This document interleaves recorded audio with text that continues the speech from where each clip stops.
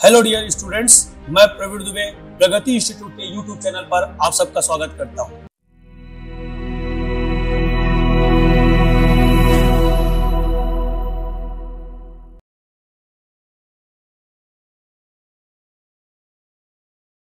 जब हम पंचायती राज में जो पहला शब्द कहते हैं क्या, पंचायत, तो तुरंत हमारे दिमाग में पंचायत अर्थात गांव आना चाहिए।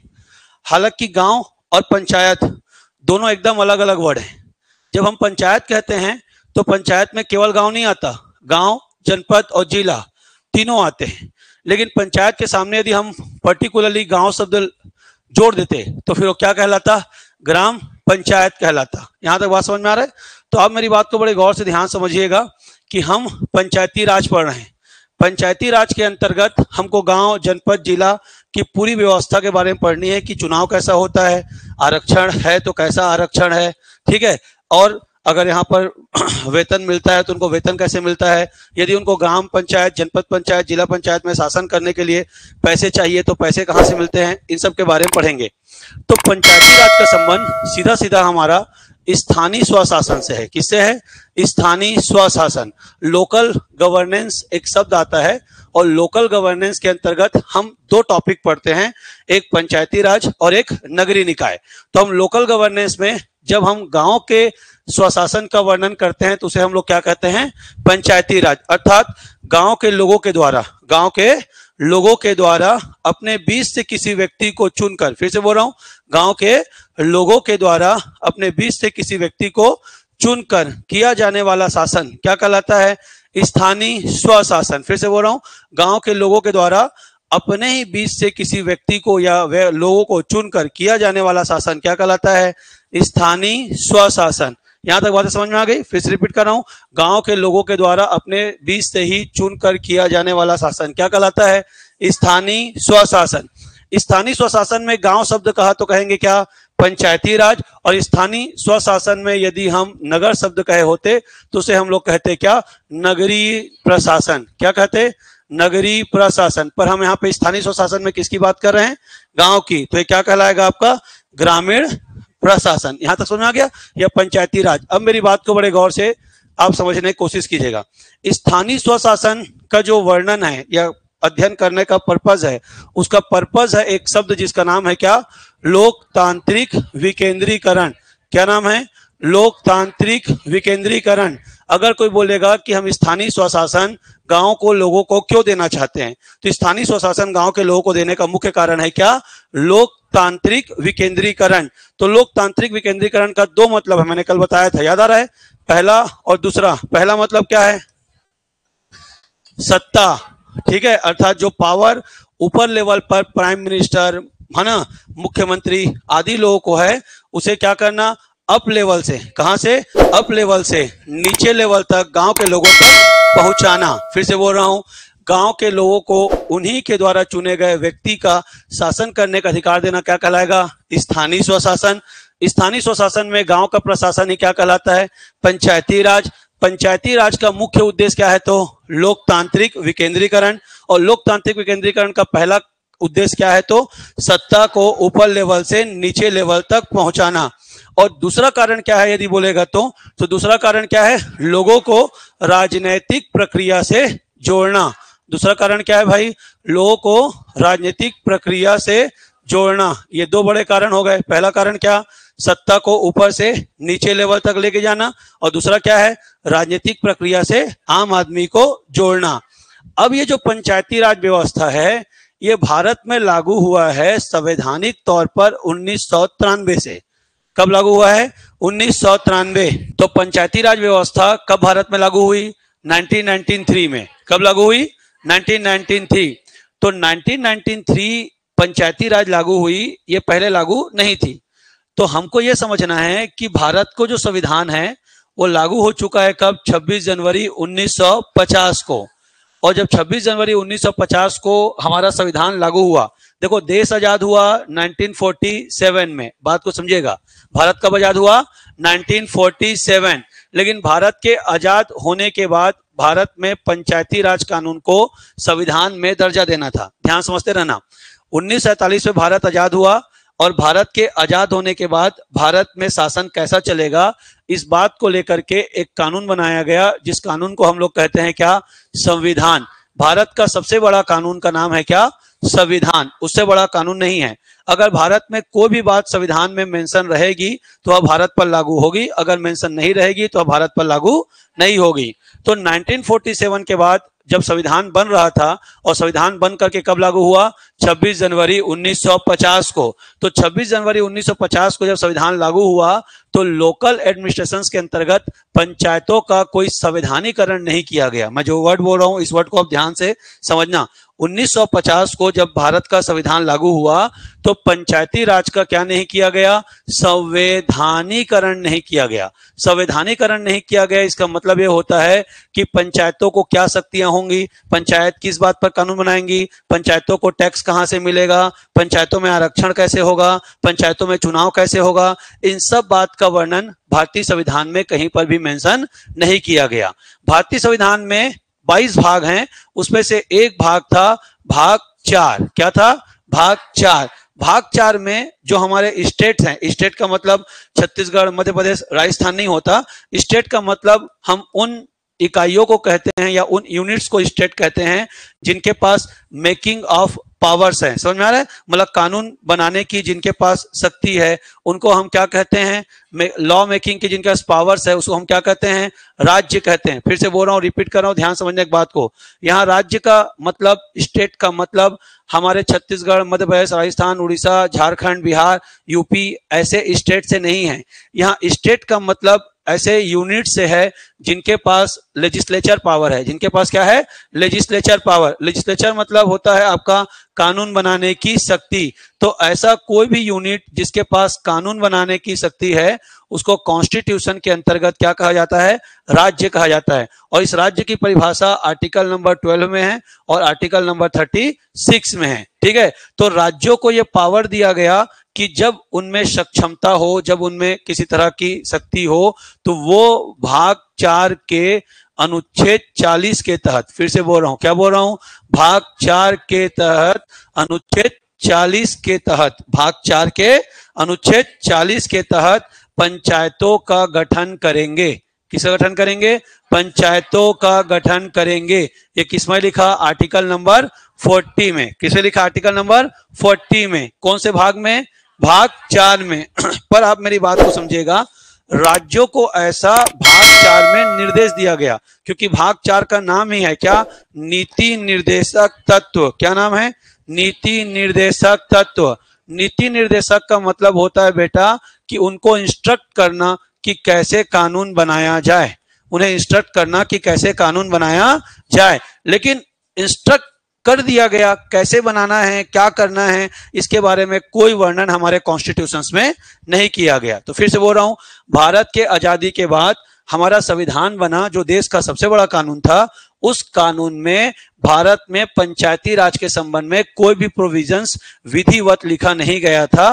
केवल एक जगह भाग 4 के अनुच्छेद 40 में लिखा गया था कि राज्यों के द्वारा पंचायतों की स्थापना की जाएगी, पर पंचायत की शक्ति क्या होगी, पंचायत का चुनाव कैसा होगा, पंचायतों को पैसे कहां से मिलेंगे, पंचायतों में रिजर्वेशंस कितने होगा, पंचायत कम होगा, वो 2 साल होगा, 4 साल होगा, 5 साल होगा, ऐसा कोई भी एक्सप्लेनेशंस आपके हमारे भारतीय संविधान में नहीं था। क्लियर हो गया। और ऐसा क्यों नहीं था, यदि आप सवाल करें कि जब भाई भारत में संविधान बना तो आखिर पंचायतों के संबंध में वर्णन क्यों नहीं किया गया, तो क्यों नहीं किया गया के बारे में हम 2 बातें करते हैं, ध्यान समझिएगा। पहली बात कि उस समय भारत की जो इकोनॉमिकल कंडीशंस थी वह अच्छी नहीं थी, आर्थिक स्थिति क्या नहीं थी, अच्छी नहीं थी। अब भारत की इकोनॉमिकल कंडीशन अच्छी नहीं थी तो भारत के राज्यों के कंडीशंस तो अच्छी हो ही नहीं सकती। पंचायत निश्चित तौर पर राज्य के भीतर होंगे। भाई हमारा स्थिति को आप समझिएगा, जैसे ये पूरा का पूरा सर्कल हमारा इंडिया है, पर यह सर्कल अलग अलग स्टेट्स में क्या हुआ है, डिवाइड हुआ है। तो हम सेंट्रल कहते हैं भारत को, केंद्र कहते हैं, और केंद्र के भीतर क्या है, छोटे छोटे राज्य हैं। और इन राज्यों के भीतर में फिर बहुत सारे क्या होते हैं, गांव होते हैं। उन गांवों को हमको स्थानीय स्वशासन प्रदान करना था। तो बेसिक तौर पर जो गांव हैं वो राज्य के भीतर हैं, इसलिए गांवों को पैसे देने की जिम्मेदारी राज्य की है। किसकी है? राज्य की। अब यहाँ पर जब मैं राज्य बोल रहा हूं तो छत्तीसगढ़ मध्य प्रदेश वाला राज्य है, पर यहाँ पर जब राज्य बोला था तो उस राज्य का मतलब एक यूनिट से था जिसके पास कानून बनाने की शक्ति है। दोनों राज्य में फीलिंग्स अलग अलग हैं। यहाँ पर राज्य का मतलब लेजिस्लेचर या विधायिका से है जिसके पास कानून बनाने का पावर है, और यहाँ पर जब मैं राज्य बोल रहा हूं तो वही राज्य है जो तुम समझते हो, छत्तीसगढ़ मध्य प्रदेश उड़ीसा वाला। यहां तक बात समझ में आ रहा है? तो यहाँ पर स्टेट आर्टिकल नंबर 12 और आर्टिकल नंबर 36 के अकॉर्डिंगली, अगर हम कॉन्स्टिट्यूशन का आर्टिकल देखें 12 और आर्टिकल नंबर 36, तो इसके अकॉर्डिंगली स्टेट वह है जिसके पास अपने एरिया के लिए कानून बनाने की शक्ति प्राप्त है। तो इसे पार्लियामेंट स्टेट है, हमारा राज्य का विधानमंडल क्या है? स्टेट है। तो ये स्टेट की कैटेगरी में आता है। पर यहां पर जब मैं राज्य कह रहा हूं तो छत्तीसगढ़, मध्य प्रदेश, उड़ीसा, राजस्थान वो वाले राज्य आते हैं। तो इन राज्यों को, फिर से बोल रहा हूं, इन राज्यों को अपने गांवों को फंडिंग देना होता है, पैसा देना होता है गांव में रोड बनाने के लिए, पचरी बनाने के लिए। वहां के लोगों के में जो पंच सरपंच होंगे उनको सैलरी देना पड़ेगा। वहां के पंच सरपंच के लिए जो चुनाव होगा उस चुनाव के लिए क्या देना पड़ेगा? पैसा देना पड़ेगा। पर इन राज्यों की आर्थिक स्थिति इतनी खराब है कि उनको भुखमरी का समस्या का सामना करना पड़ रहा है। वो कहां से ग्राम पंचायतों का इलेक्शंस कराएंगे, कहां से सरपंच और पंच के क्या देंगे? मानदेय देंगे? इसका कोई वर्णन था ही नहीं। तो सरकार को लगा कि यदि हम इसको मैंडेटरी कर देंगे, संविधान में थोप देंगे कि ग्राम पंचायतों में फलना फलना फलना फलना होगा, तो जो अमीर राज्य होगा या जिसके पास इनकम का सोर्स है वो तो मेंटेन कर लेगा, और जो गरीब राज्य हैं वो मेंटेन नहीं कर पाएंगे। यहां तक बात समझ में आ रहा है? इसलिए इकोनॉमिकली कंडीशंस खराब होने के कारण इसको मैंडेटरी नहीं किया गया। इस पे बस एक लाइन में इंस्ट्रक्ट देके छोड़ दिया गया कि राज्यों के द्वारा पंचायतों की स्थापना की जाएगी, पर कैसे की जाएगी ये नहीं बताया गया। बात समझ में आया? संविधान में इतना लिख दिया की जाएगी, पर अब जब की जाएगी तो हर राज्य अपने अपने हिसाब से करेगा। किसी राज्य में पंचायत 3 साल का कार्यकाल है, किसी राज्य में पंचायत 5 साल का कार्यकाल है, किसी राज्य में पंचायत भंगा ही नहीं होता, एक बार पंचायत बन गया तो चले रहे। कहीं पर जनपद पंचायत, जिला पंचायत, आपसे बोलता हूं जिला पंचायत, जनपद पंचायत और ग्राम पंचायत, 3 ठो स्ट्रक्चर है, और कहीं पर केवल और केवल क्या है? ग्राम पंचायत है और जिला पंचायत है। किसी जगह में गांव पंचायत बनावे नहीं किए, उन्होंने 10 गांव का झुंड बना दिया और उसको मंडल पंचायत कह दिया। तो भाई जब राज्यों को तुम सौंपोगे और कोई मैंडेटरी यूनिफॉर्मिलिटी की बात नहीं करोगे तो हर राज्य अपने अपने हिसाब से चलाएगा। तो हमने पाया कि पंचायती राज को जब राज्यों के भरोसे छोड़ा गया तो पंचायती राज तो चले, पर उसमें किसी तरह की यूनिफॉर्मिलिटी अर्थात एक रूपता नहीं थी। पंचायतों में इलेक्शंस के प्रावधान नहीं थे। यहीं पर क्या हुआ कि गौटिया ही क्या बन गया है? सरपंच बन गया है, ऐसा वाला बात चल रहा है। फिर गौटिया मर गया तो उसका बेटा ही क्या बन गया? सरपंच बन गया। इस तरह के कॉन्सेप्ट्स आए। पंचायतों के पास पैसे तो थे नहीं, तो गांव के लोग थोड़े बहुत जो अपना कलेक्ट करते थे उसी से काम चलाते थे। मूलभूत सुविधाएं जैसे कि रोड, नाली, पानी, बिजली, ऐसी सुविधाएं भी उनके पास उपलब्ध नहीं थी। शिक्षा संबंधी सुविधा उनके पास नहीं थी। स्वास्थ्य संबंधी समस्या उनके पास नहीं थी। आपस के मामले को जाति पंचायत बना करके जातिगत मामलों से उन लोग आपस में क्या कर लिया करते थे? निपटा लिया करते थे। तो उनके पास बेसिक न्याय की सुविधा भी नहीं थी। और भारत इतना आर्थिक तौर पर सक्षम नहीं था कि पंचायती राज को इमीडिएट एक यूनिफॉर्मिलिटी के साथ क्या कर पाता? लागू कर पाता। और लागू कर भी देता तो फिर वही वाली बात है कि घर में खाने के लिए पैसा नहीं है और बाहर में तुम ला करके इनोवा खरीद के रख दियो। तुमको शाम को ये नहीं पता कि रात के चूल्हा में चावल कहां से आएगा आधा किलो, और घर के बाहर क्या खड़ा है? इनोवा खड़ा है। तो हंसने वाली बात हो गई ना कि आप घर के बाहर इनोवा खरीद के ले आए हो, इनोवा में घूमूंगा कह के, और रात को ये जुगाड़ नहीं है कि लोग परिवार के लोग खाना कहां से खाएंगे। तो ऐसी स्थिति तो भारत सरकार करनी नहीं थी ना भाई कि बाहर आप इनोवा खड़ा करो और घर के अंदर खाना बने, चावल ना बने। तो पंचायती राज को एक ऑप्शनल तरीके पर रोक दिया गया। यहां तक बात समझ में आ गया? लेकिन सरकार की बात में ध्यान में तो था कि भाई पंचायती राज को हमको किसी भी तरीके से लागू करना है। क्लियर हो गया? तो सरकार ने पंचायती राज को लागू करने के लिए 1950 के बाद अलग अलग तरह के कार्यक्रम चलाएं ताकि ये समझ में आए कि लोगों को पावर दिए बिना इनडायरेक्टली उनके पार्टिसिपेशंस को क्या किया जाए? बढ़ाया जाए। यदि राजनीतिक प्रक्रिया से जोड़ना कहते हैं तो जोड़ना का सीधा सा मतलब है सहभागिता। जोड़ना का सीधा सा मतलब है क्या? सहभागिता। और एक्चुअल में सहभागिता जैसे अभी हमारी होती है वो सहभागिता दो प्रकार की हो सकती है।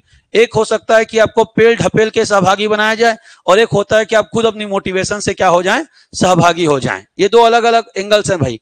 अभी जनरली हमारे कंडीशंस में कैसा है कि सरकार आपको सहभागी जानबूझ के खींच के बना रही है, आपके भीतर खुद की कोई जागरूकता या आपके भीतर कोई आत्मचेतना नहीं है, और जबरदस्ती आपको खींचते रहती है। समझ में आ रहा है?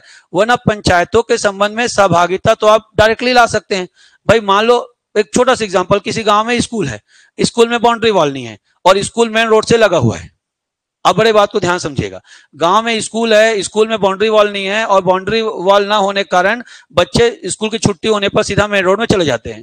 मेन रोड में चले जाते हैं तो कोई ना कोई बच्चा रोड एक्सीडेंट का शिकार होता रहता है। अब रोड एक्सीडेंट का शिकार होगा तो गांव वाले गुरुजी को मार देंगे, धर लेंगे, हड़ताल कर देंगे, रोड का चक्का जाम कर देंगे।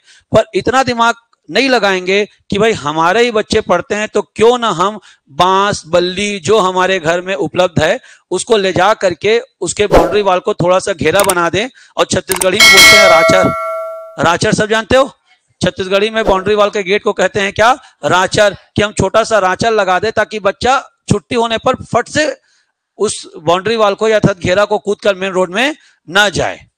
आप मेरी बात समझ? ये कहलाती है सामुदायिक सहभागिता। ये क्या कहलाती है? सामुदायिक सहभागिता। आप समझिएगा कि कम्युनिटी का पार्टिसिपेशन। और इसलिए करना चाहिए कि भाई उस गांव में पढ़ने वाला बच्चा कोई दूसरे जगह का तो नहीं है, आप ही के गांव का बच्चा है, आप ही के परिवार का बच्चा है। तो यदि वो रोड एक्सीडेंट में शिकार हो रहा है तो लेकिन वो धरना प्रदर्शन कर देगा, वो विधायक के घर जाकर के घेरा लगा देगा कि भाई मेरे को स्वीकृत करो बाउंड्री वाल। वो सड़क को चक्का जाम कर देगा कि स्वीकृत करो बाउंड्री वाल।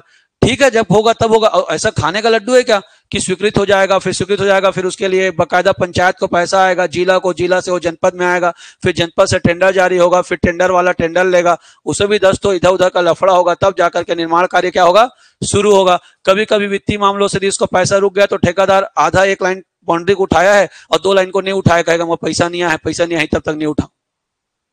इतने सारे लफड़े। तो सामुदायिक सहभागिता का मतलब होता है कि आपको अपनी इच्छा से पंचायत या बाकी कार्यों में जो सामाजिक कार्य हैं उसमें क्या करना है, सहभागिता निभाना है। तो सरकार को लगा भाई डायरेक्टली तो हम पैसा देकर सहभागी इनको नहीं बना सकते। अभी क्या किया है, हमने सीधा पैसा देकर सहभागी बनाया है। हमने विधि व संविधान में उसका बात को वर्णन कर दिया कि पंचायत के चुनाव होंगे, पंचायतों को पैसा दिया जाएगा। पंचायतों को पैसा देने के लिए हमने फाइनेंस कमीशन बना दिया। फाइनेंस कमीशन राज्य की आर्थिक स्थिति और गांव की स्थिति का अध्ययन करता है। अध्ययन करने के बाद सरकार को रिकमेंड करता है कि आप अपनी आय का इतना पैसा पंचायतों को दीजिए। तो राज्य अपनी आय का उतना पैसा पंचायतों को देता है। पंचायतों के पास पैसा आता है तो पंचायत के पदाधिकारी उस पैसा को पंचायत में सीसी रोड, पचरी, सामुदायिक भवन, शमशान घाट, फलना ढेकना सब में खर्चा करने के बाद अपने लिए स्कॉर्पियो को भी पैसा निकाल ही लेते हैं। अब सोचो, ये कहां हम लोग सामुदायिक संहिता की बात कर रहे हैं कि खुद अपने लकड़ी बल्ली लाके क्या बनाए बोल रहे हैं, बाउंड्री वाल। तो आए हुए पैसे से अपने लिए स्कॉर्पियो खरीद लेते हैं, ट्रैक्टर खरीद लेते हैं। तो आप समझो, तो पूरी की पूरी सहभागिता किसके थ्रू आ रही है, सरकार के थ्रू। आज सरकार फंडिंग्स बंद कर दे तो आपकी पंचायत के पदाधिकारियों की जो पार्टिसिपेशन से क्या हो जाएंगी, घट जाएंगी। तो सरकार ने आपको पार्टिसिपेट करवाया है अपने थ्रू, आपने मोटिवेट होकर के पार्टिसिपेट नहीं किया है समुदाय के मामले में। क्लियर हो रहा है बात? तो जब तक सरकार के पास पैसा नहीं था तो तुमको पैसा कहां से देगी? तब तक सरकार किसी योजना के माध्यम से, मोटिवेशन के माध्यम से आपको पार्टिसिपेट कराने की कोशिश करती थी। और सरकार को समझ में नहीं आ रहा था कि अचानक से पंचायती राज को लागू किया जाए तो किस तरह से लागू किया जाए। तो वो क्या करती थी, जो उस समय के बड़े जानकार लोग होते थे, एक्सपर्ट्स होते थे, उनके अध्यक्षता में कोई ना कोई कमेटी बनाती थी। जैसे कि मान लो हमको देश में भी एक देश एक चुनाव का सिस्टम को लागू करना है। हम कह रहे हैं कि हर समय चुनाव होते रहता है भारत में, तो भारत में हर समय की चुनाव की प्रक्रिया को रोककर एक साथ सेंट्रल अर्थात भारत का, राज्य का और आपके पंचायतों का चुनाव एक साथ कराया जाए। क्लियर हो रहा है बात भाई? तो एक साथ जब चुनाव कराया जाएगा तो सरकार का पैसा बचेगा, पहला बात। दूसरी बात, जो हमारे सरकारी कर्मचारी आए दिन दिन भर ड्यूटी करते रहते हैं निर्वाचन में, वो उससे क्या पाएंगे, मुक्ति पाएंगे। तो उसका यूज जो मेन उद्देश्य के लिए किया गया है उसके लिए हो पाएगा, पैसा का उद्देश्य लोक कल्याण के लिए हो पाएगा ये। लेकिन सरकार ने ऐसा तो नहीं कि आज सोचा और कल बोल दिया कल से देश में एक देश एक चुनाव होगा। सरकार ने बाकायदा पूर्व राष्ट्रपति रामनाथ कोविंद जी की अध्यक्षता में क्या बनाई, कमेटी बनाई। कमेटी में कुछ और भी विशेषज्ञ लोगों को रखा, जिन लोग चुनाव के विशेषज्ञ थे, देश के आर्थिक व्यवस्था के विशेषज्ञ थे। उन विशेषज्ञों ने, कमेटी ने अपनी सिफारिशें दी, रिकमेंडेशंस दिया। उस रिकमेंडेशंस को उन्होंने किसको भेज दिया? राष्ट्रपति को। राष्ट्रपति ने उस रिकमेंडेशंस को सरकार को दिया। सरकार के सारे मंत्रिमंडल के सामने उस रिकमेंडेशंस की चर्चा की गई। उसके एक एक मेरिट और डीमेरिट्स पर चर्चा की गई कि अगर इसको लागू करेंगे तो क्या फायदा होगा, क्या घाटा होगा, किस तरह का विद्रोह हो सकता है, किस तरह का इसका विरोध हो सकता है, किस तरह से जनता का सपोर्ट मिलेगा, क्या जनता इसको पचा पाएगी, नहीं पचा पाएगी, स्वीकार कर पाएगी, नहीं कर पाएगी। इतने सारे राजनीतिक पार्टियां हैं, छोटे छोटे, बहुजन समाज पार्टी, आम आदमी पार्टी, कांग्रेस पार्टी, देखना पार्टी, इन पार्टियों के नेताओं से बात उन्होंने किया है कि इसको स्वीकार करेंगे तो क्या क्या दिक्कतें आएंगी। उतना सब कर लेने के बाद वो कह रहे हैं कि 2029 में लागू करेंगे। 2023 में रिपोर्ट मिल चुका है और कब लागू करेंगे कह रहे हैं? 2029। तो खाने के लड्डू थोड़ी है कि आप एक साथ देश के 3 लेयर्स की इलेक्शंस को कराएंगे, केंद्र का, राज्य का और पंचायत और नगर निकाय। 4 चुनाव आपके साथ एक साथ होंगे और कमिटेड है कि 29 में जो इलेक्शन होगा वो एक साथ होगा। मतलब आप एक बार वोट दोगे और 4 चुनाव के लिए आपका वोटिंग काउंट हो जाएगा। मतलब एक ही बार वोट देने जाओगे, उसी में आप सरपंच भी चुन डालोगे, पंच भी चुन डालोगे, नगर निगम भी चुन डालोगे और विधायक भी चुन डालोगे और आपका लोकसभा का सांसद भी चुन डालोगे। तो इस व्यवस्था को बनाने में सरकार को टाइम लगेगा, नहीं लगेगा? लगेगा ना। तो इसी तरह से छत्तीसगढ़ सहित पूरे राज्यों में पंचायती राज व्यवस्था कैसी होनी चाहिए, इस बात को लागू करने के लिए 1950 से लेके 1993 तक अलग अलग क्या चले, कार्यक्रम चले और क्या बनी? समिति बनी। तो इन्हीं कार्यक्रम और समिति को हम लोग पंचायती राज की पृष्ठभूमि कहते हैं। क्या कहते हैं? पृष्ठभूमि। तो सरकार को कमेटी ने सुझाव दिया, सुझाव के आधार पर सरकार ने इसको लागू किया। सरकार ने क्या किया? लागू किया, चला करके देखा, अगर चल पाया तो ठीक, नहीं चल पाया तो फिर नया कमेटी बनाया। फिर नया कमेटी ने सुझाव दिया, उसको फिर से थोड़ा लागू करके देखा, फिर देखा कि ये नहीं चल पाएगा तो फिर उसको भंग किया, फिर नया कमेटी बनाया, फिर वो चल पाया तो ठीक। ऐसे करते करते 50 से लेकर 93 तक बहुत सारी सरकार ने क्या बनाई? कमेटियां बनाई। और उसमें से जो फाइनल कमेटीज आपको आएंगी, उन कमेटीज के आधार पर सरकार ने फिर संविधान में क्या किया? संशोधन किया। और संशोधन करके सरकार ने फिर भारत में कौन सी व्यवस्था को लागू करवाया? पंचायती राज को। अब पंचायती राज को लागू कराया, इसका मतलब यह है कि मैंने यहां पर एक शब्द लिखा है कि पंचायती राज का संवैधानिकरण नहीं हुआ था, उसको उन्होंने क्या किया? संवैधानिकरण में किया। मतलब इसका मतलब होता है कि कॉन्स्टिट्यूशन में उसके प्रोविजंस को ऐड किए गए। संवैधानिकरण का मतलब होता है कि कॉन्स्टिट्यूशन में प्रोविजंस को ऐड करना, पहले वो जो कि नहीं था। क्लियर हो गया? तो अब टॉपिक जो पढ़ाऊंगा, टॉपिक का नाम क्या है? समितिगत और कार्यक्रमगत पृष्ठभूमि। तो आप इस बात को ध्यान से समझिए, ठीक है? यहां पर लिख रहा हूं मैं, समितिगत एवं कार्यक्रमगत पृष्ठभूमि। समितिगत एवं कार्यक्रमगत पृष्ठभूमि, ठीक है भाई? पृष्ठभूमि। अब देखिए ये क्या है? बैकग्राउंड स्टोरी हम पढ़ रहे हैं सरकार के प्रोग्राम का और सरकार के बनाए गए कमेटी का। तो सबसे पहला जो प्रोग्राम है वो 1952 में है, याद रखना। इसे कहते हैं सामुदायिक विकास कार्यक्रम। अभी इसीलिए मैंने आपको स्कूल के बाउंड्री वॉल का कहानी सुनाया। अगर मुझे ये टॉपिक नहीं पढ़ाना होता तो मैं आपको स्कूल के बाउंड्री वॉल का कहानी नहीं सुनाता। तो ये देखिए 1952 में आपका एक कार्यक्रम सरकार के द्वारा चलाया गया। उस कार्यक्रम का नाम है क्या? सामुदायिक विकास कार्यक्रम। ध्यान समझिएगा, सामुदायिक विकास कार्यक्रम जो मैंने अभी आपको इनडायरेक्टली समझाया, उस कार्यक्रम का सीधा सा मतलब है समुदाय के सहयोग से पंचायती राज व्यवस्था को लागू कराना। याद रहेगा? सामुदायिक विकास कार्यक्रम को समझे कि नहीं समझे? कि भाई समुदाय को हम पैसे तो नहीं दे सकते, पर हम समुदाय को ये मोटिवेट कर सकते हैं कि भाई आप बाउंड्री वॉल सीमेंट का हम नहीं बना सकते, ईटा का हम नहीं बना सकते, क्योंकि हमारे पास पैसा नहीं है। तो चूंकि इस विद्यालय में पढ़ने वाला बच्चा आपके गांव का बच्चा है, आपके परिवार का बच्चा है, आपके समाज का बच्चा है, तो गांव का प्रत्येक व्यक्ति अपना श्रम दान दे और उसको अपनी जिम्मेदारी समझ करके घर में जो उपलब्ध संसाधन है फ्री वाले, लकड़ी, बांस, बल्ली, बेशरम का डंडा, उससे ही घेर करके क्या बना दे? बाउंड्री वॉल बना दे, ताकि बच्चों को असुरक्षित जगह पर रहना ना पड़े। यही कहलाता है सामुदायिक सहभागिता। याद रहेगा? Community participation. समझ में आ गया? तो कम्युनिटी पार्टिसिपेशन भारत में 1952 में लागू किया गया पंचायतों के संबंध में। आज आप लोग एक शब्द सुनते होंगे तो और क्लियर करता हूं, कम्युनिटी पुलिसिंग। सुना ये वर्ड? नहीं सुना? कम्युनिटी पुलिसिंग, हाँ सुना है कि नहीं सुना है? सुना है कि नहीं? पहले बताओ, पुलिस के द्वारा किसी भी कार्य की जांच करने पर, किसी भी, पुलिसिंग बोल रहा हूं मैं, किसी भी कार्यक्रम की जांच करने पर जनता का सहयोग 0 रहता है। रोड में अभी मान लो एक्सीडेंट हो गया, सब देखे रहेंगे, कोई नहीं बताएंगे, कोई नहीं बताएंगे। सबके घर में सीसीटीवी कैमरा लगा है।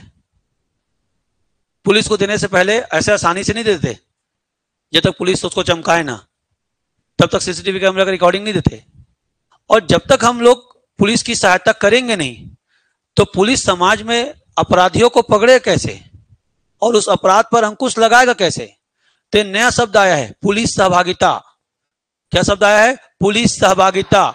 और ये सिर्फ हम जनता को सिखाया जा रहा है ऐसा नहीं है, पुलिस को भी बाकायदा ट्रेनिंग्स दी जा रही है कि आप जनता के साथ अपने व्यवहार को मधुर रखें। इसमें पुलिस की भी उतनी ही जवाबदारी है कि पुलिस ने हमको हमेशा डांट फटकार लगाते हुए देखा है। हमने पुलिस को कभी हमने देखा ही नहीं कि हमारे साथ बड़ा सद्भाव के साथ उसने क्या किया हो, बात बर्ताव किया हो। तो हम भी पुलिस से 9 कोस दूर रहना चाहते हैं। हमको पुलिस को वर्दी पहने हुए कोई सिपत चौक में दिख जाए तो हम गाड़ी को गुप्ता डेयरी से ही मोड़ लेते हैं। हमको लगता है रहने दे भाई, कौन लेने के देने पड़े। इस तरह से हमारे भीतर में क्या है, भय पुलिस के खिलाफ पैदा कर दिया गया, ब्रिटिश काल का पैदा ही है। उसके बाद कुछ 2-4 और उपद्रवी लोग जिन्होंने पुलिस में प्रवेश लिया होगा, उन लोगों ने और इस भय को क्या कर दिया, बढ़ा दिया। इसलिए उन लोगों को लगने लगा कि कौन अनावश्यक उलूल जुलूल परेशानियों में क्या हो, फंसे। इसीलिए अब दोनों तरह से देखा जा रहा है कि अपराध पर अंकुश लगाने की जवाबदारी जनता की भी है और पुलिस की भी है। तो पुलिस को किसका कॉपरेशन चाहिए? जनता का चाहिए। तो इसे पुलिस सहभागिता, सामुदायिक पुलिसता अलग अलग शब्दों के साथ इंट्रोड्यूस किया जा रहा है और सिर्फ आपके लिए नहीं, ये जनता के लिए भी है। तो भारत में सबसे पहले कार्यक्रम चलाया गया सामुदायिक विकास। मतलब मूल उद्देश्य पंचायती राज का क्या है रे भाई? मूल उद्देश्य है पंचायती राज का गांव का क्या करना, विकास करना। पर विकास करने के लिए अभी सरकार एक पक्षी पहल करती है, सरकार पैसे फंडिंग करती है। वो कह रही है कि गांव के विकास के लिए हम किसको शामिल करेंगे? गांव के समुदाय के लोगों को प्रशिक्षित करेंगे, गांव के समुदाय के लोगों में चेतना या अवेयरनेस को हम क्या करेंगे, जागृत करेंगे। मतलब कुल मिलाकर पैसा भी खर्च ना हो और जितना भी डेवलपमेंट है वो क्या हो जाए। तो याद रखना 1952 में ग्राम पंचायतों के संबंध में सबसे पहली जो कार्यक्रम या योजना चलाई गई उसका नाम है क्या? सामुदायिक विकास कार्यक्रम। सामुदायिक विकास कार्यक्रम कौन सी ईयर में चला कहेगा तो 1952 में। और कौन चलाया कहेगा तो पंडित जवाहरलाल नेहरू। तो समय हमारे फर्स्ट प्राइम मिनिस्टर कौन थे? पंडित जवाहरलाल नेहरू, जिन्होंने सामुदायिक विकास कार्यक्रम को चलाया। यहां तक बात समझ में आ गया। लेकिन सामुदायिक विकास कार्यक्रम के अंतर्गत कोई हमको खास सफलता मिली नहीं। जनता, भाई मैं बोल रहा हूं ना, आज पार्टिसिपेट नहीं करते। अभी तुम सरपंच पंच को मानदेय फंडिंग्स को रोक दो, अभी तुमको गांव में निरस्ता दिखाई देने लगेगी। जबकि आजादी के बाद इतना समय बीत चुका है, शिक्षा का अच्छा खासा प्रसार हो चुका है उसके बाद भी, ठीक है। तो ये सफल नहीं हो पाया। जैसे हमको अपेक्षित सफलता चाहिए थी वैसी अपेक्षित सफलता नहीं मिल पाई। तो फिर सरकार ने 1957 में, मैं मेन कमेटी को लिखवाऊंगा बेटा ना, बहुत सारी कमेटीज हैं, बहुत सारी कमेटीज, ठीक। तो मैं मेन कमेटी को आपको यहां पे समझाते समझूंगा। तो 1957 में सरकार ने एक एक्सपर्ट के अंडर में एक कमेटी बनाई। उस कमेटी का नाम था क्या? बलवंत राय मेहता कमेटी। समझिएगा क्या नाम है? बलवंत राय मेहता समिति, अपन इंग्लिश में कमेटी कह रहे हैं। तो 1957 में भारत सरकार ने एक समिति का गठन किया, ठीक है, जिसका नाम था क्या? बलवंत राय मेहता। एक्चुअल में ये गुजरात के पहले सीएम रह चुके थे। कौन? बलवंत राय मेहता। यदि आपसे पूछे कि बलवंत राय मेहता कौन थे तो ये एक्स सीएम थे, ठीक है, एक्स सीएम थे। कहां के? गुजरात के। तो गुजरात के एक्स सीएम रह चुके थे। इनको अच्छा खासा ज्ञान था प्रशासन का, राजनेता भी थे, राजनीति से जुड़े हुए थे। तो इनके लीडरशिप में हमने एक क्या बनवाया? पंचायती राज समिति बनवाया, जो सुझाव देता कि भारत में पंचायती राज व्यवस्था को कैसे लागू करना चाहिए। बलवंत राय मेहता समिति ने अध्ययन किया, अध्ययन करने के बाद इन्होंने जो सुझाव दिया, इनके सुझावों को मेन पॉइंट्स को नोट कर लीजिएगा, मैं बोल भी देता हूं, ठीक है, आप समझिएगा। जनरली मेन बात याद रखते हैं बलवंत राय मेहता में लोग कि बलवंत राय मेहता समिति ने त्रिस्तरीय संरचना की सिफारिश की, सबसे मेन पॉइंट यही है जो आपको बार बार परीक्षा में पूछेगा।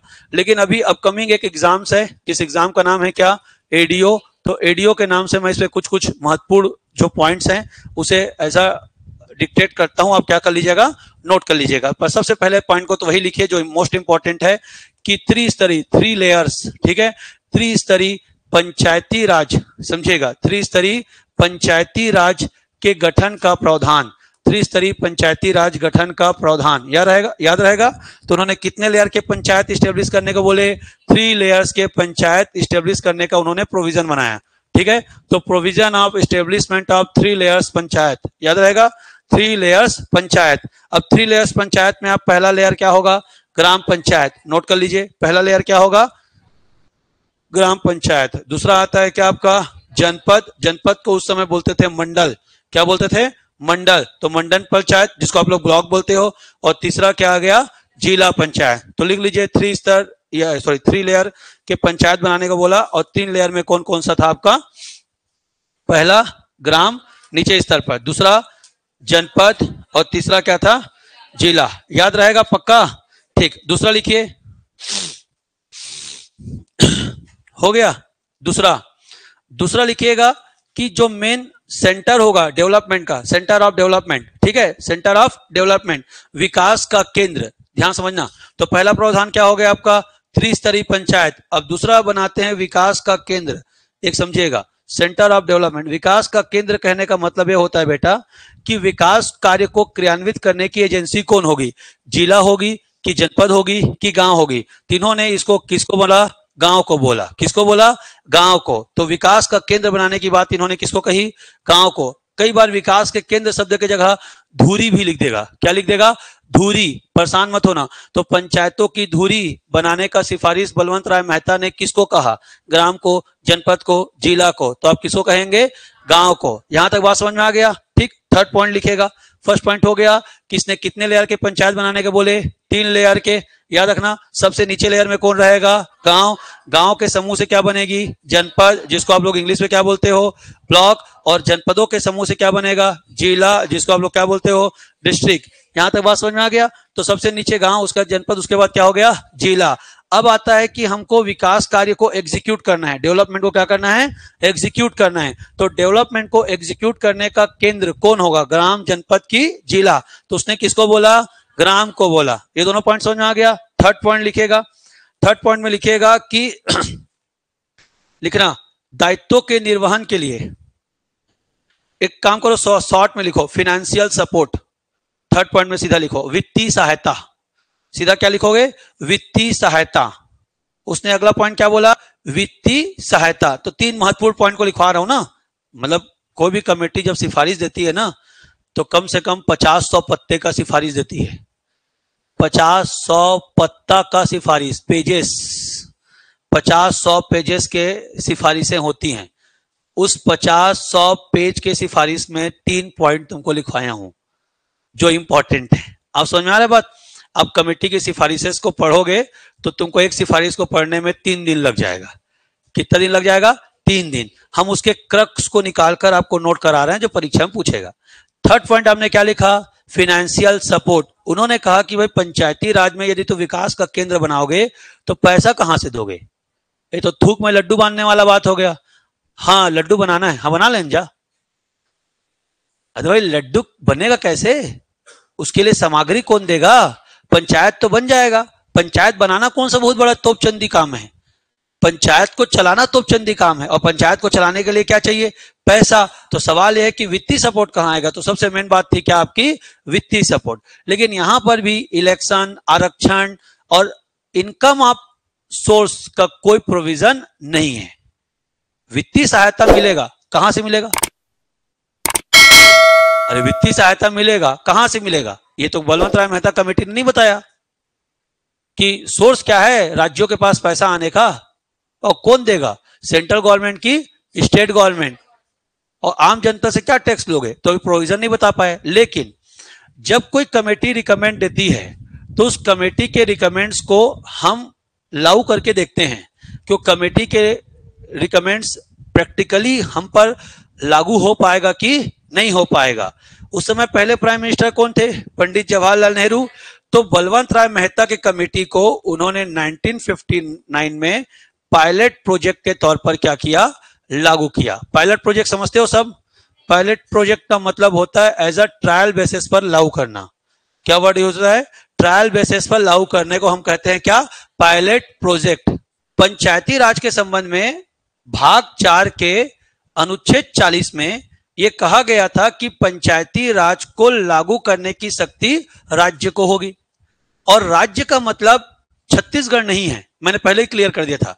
राज्य का मतलब मध्य प्रदेश नहीं है, राज्य का मतलब झारखंड उड़ीसा नहीं है। मैंने कहा था राज्य का मतलब कानून बनाने वाली इकाई से है, और कानून बनाने वाली इकाई या यूनिट में केंद्र सरकार का संसद भी आता है, राज्य का विधानमंडल भी आता है, और बाकी सारी जो कानून बनाने की शक्ति है उनके पास आती है। पर सवाल पंचायती राज को लागू करने में संविधान में चेंज करने का था। ध्यान समझिएगा, अब पंचायती राज को जब लागू करेंगे तो आपको अपने राज्य के लिए यदि बनाना होता तो राज्य के विधानमंडल या लेजिस्लेचर काम करती। हर स्टेट के पास अपनी खुद की क्या होती है, लेजिस्लेचर होती है, तो स्टेट लेजिस्लेचर काम करती। पर स्टेट लेजिस्लेचर यदि कानून बनाती तो सारे स्टेट अपने अपने हिसाब से अलग अलग कानून नहीं बनाते। किसी भी राज्य के पंचायत के कानून किसी मामले में यूनिफॉर्मिटी नहीं रहेंगे। अभी कुछ मामले में यूनिफॉर्मिटी है, जैसे कि 5 साल मतलब 5 साल, पंचायतों कार्यकाल कितना होता है, 5 साल ही होता है। पंचायतों में आरक्षण होगा मतलब आरक्षण होगा। SC ST OBC को क्या है, आरक्षण है। महिलाओं क्या है, आरक्षण है। ठीक है, हर राज्य में चुनाव कराने के लिए राज्य निर्वाचन आयोग, आपका इलेक्शन कमीशन होगा, वो हर राज्य में है। हर राज्य को पैसा देने के सिफारिश करने के लिए वित्त आयोग हर राज्य में है। ऐसी सारी मूलभूत बातों को पहले तो संविधान में लिखना पड़ेगा, और जब संविधान में लिखा जाएगा तो राज्य उन संविधान के लिखे बातों का पालन करते हुए क्या बनाएंगे, कानून बनाएंगे। तो पहला बात था संविधान में लिखवाना, और संविधान में लिखवाने की शक्ति सिर्फ और सिर्फ केंद्र सरकार के संसद को है। किसको है, केंद्र सरकार के संसद को। संविधान में किसी भी तरह का चेंजेस करने की शक्ति किसके पास है, संसद के पास। तो 1993 में पंचायती राज को तो संसद ने शामिल किया है। किसने शामिल किया, संसद। लेकिन पंचायती राज राज्य का विषय है, तो संसद तो केवल गाइडलाइन दिया। कैसे गाइडलाइन, कि 5 साल का कार्यकाल होगा, आरक्षण SC ST OBC को होगा, चुनाव कराने के लिए राज्य निर्वाचन आयोग होगा। अब वो सबको गाइडलाइन दे दिया। अब उसी गाइडलाइन को रख करके सारे राज्यों ने अपने अपने लिए फिर से क्या बनाए, पंचायती राज कानून बनाए। तो 2 अलग अलग प्रोसेस है, मैं 3 दिन से समझा रहा हूं। मैंने बार बार कहा था कि पंचायती राज इंडियन GS भी पढ़ना है और पंचायती राज CGGS भी पढ़ना है। अभी हम लोग जो पढ़ रहे हैं ये पंचायती राज का इंडियन GS है, सॉरी CGGS नहीं है, ये क्या है, इंडियन GS है। और अभी हम इंडियन GS के थ्रू संविधान में घुसेंगे, और संविधान से थ्रू फिर हम छत्तीसगढ़ में घुसेंगे। और मेन जो हमको टॉपिक पढ़ना है उस टॉपिक का नाम है छत्तीसगढ़ पंचायती राज। मेरे ख्याल से दूसरा दिन है, मेरे को पढ़ाते तीसरा दिन। पहला दिन पढ़ाया था मंगलवार को, फिर पढ़ाया था कल बुधवार था ना, कल बुधवार को, और आज पढ़ा रहा हूं क्या, गुरुवार को। तो 3 दिन में मैं यही बताने की कोशिश कर रहा हूं कि पंचायती राज में एकरूपता संबंधित कोई कानून नहीं था। पहले हमको पंचायती राज की एकरूपता संबंधित कानून बनाकर संविधान में जोड़ना पड़ेगा।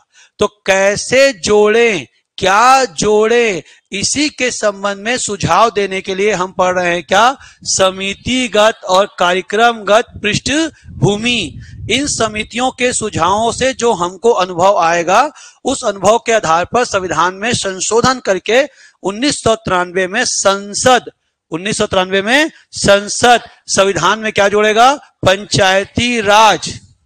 और पंचायती राज में मूल मूल बातों को लिखवा देगा।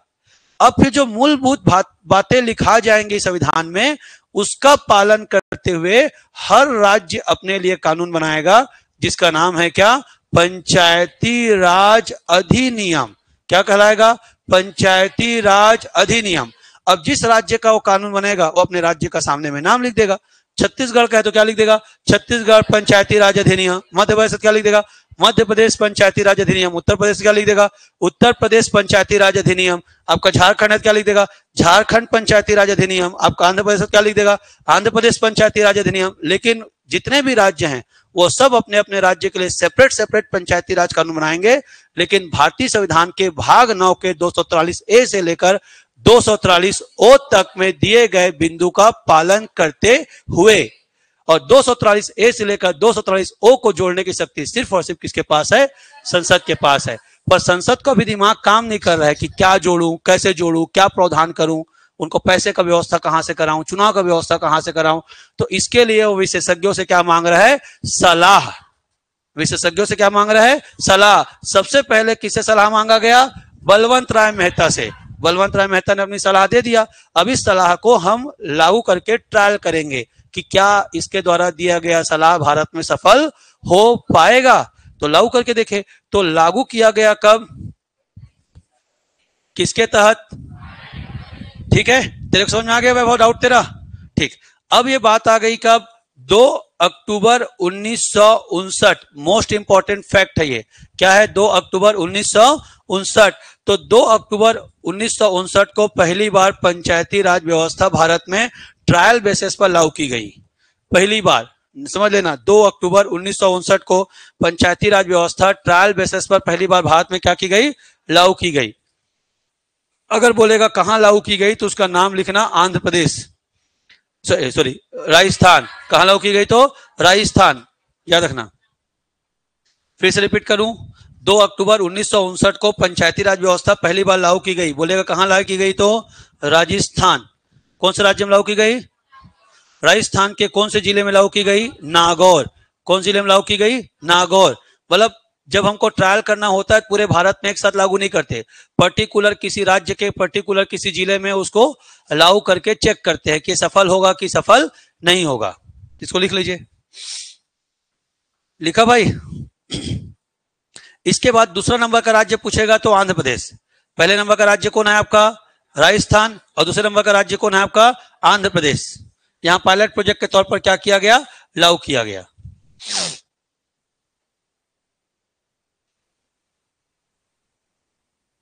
हुआ कि नहीं हुआ, हो गया पक्का।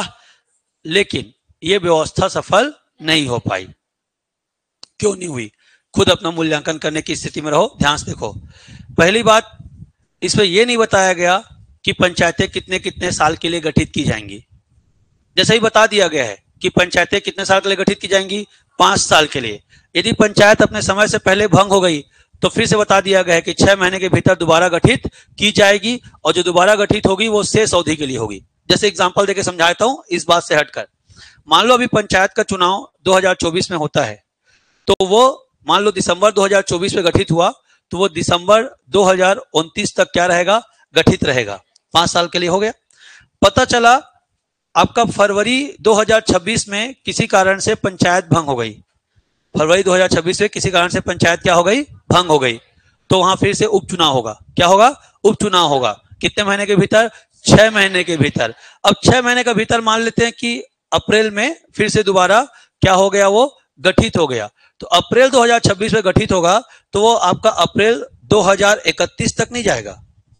अब फिर मत तो 5 साल तो है सर, तो अप्रैल 2031 तक जाएगा, ऐसा नहीं है। वो कहां तक ही जाएगा, दिसंबर 2029 तक ही जाएगा, वो शेष अवधि के लिए जाएगा, ताकि फिर 5 साल बाद जब नए इलेक्शन हो तो उसमें वो क्या हो जाए, समाहित हो जाए।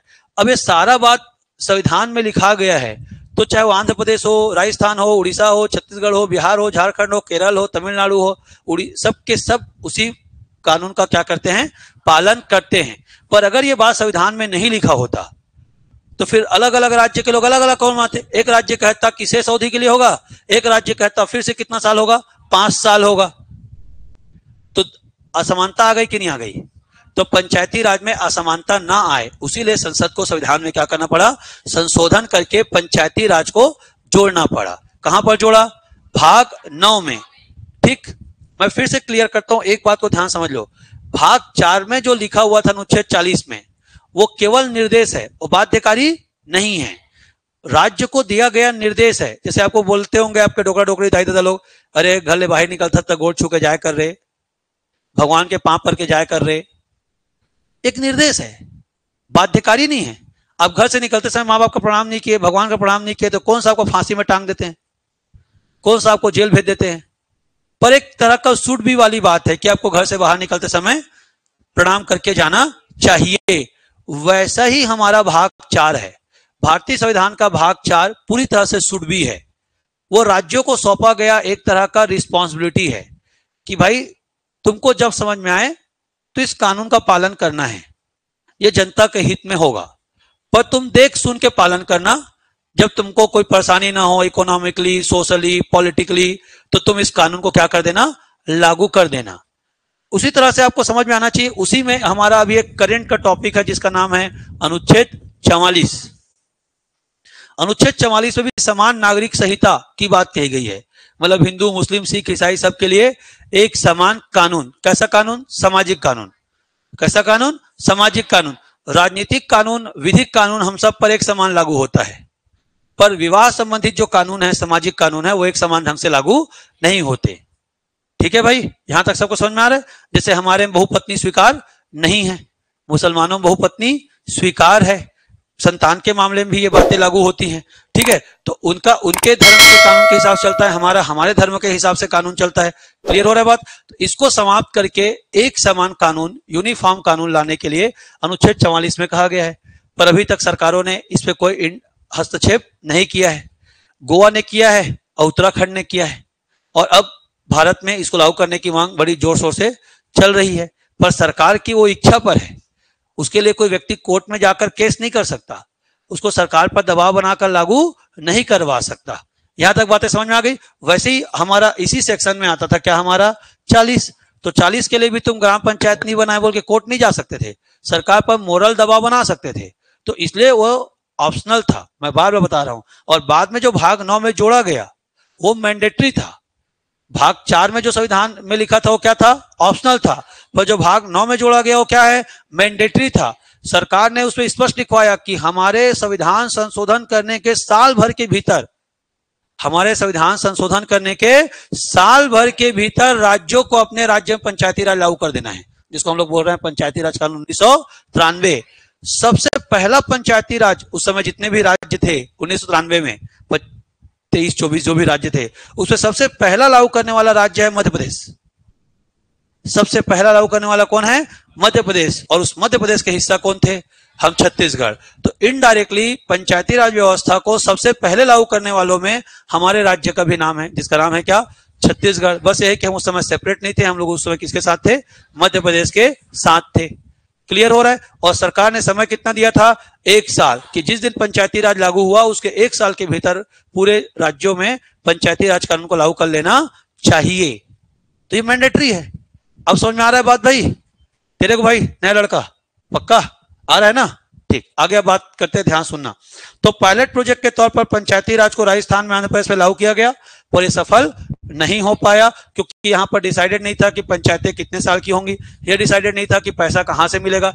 ये बोला गया था कि पैसा सहायता दो, पर यह नहीं बताया गया था कौन दो। अरे भाई ये भी तो बात है, ये बोला गया कि वित्तीय सहायता दो, पर कौन दो ये तो नहीं बताया।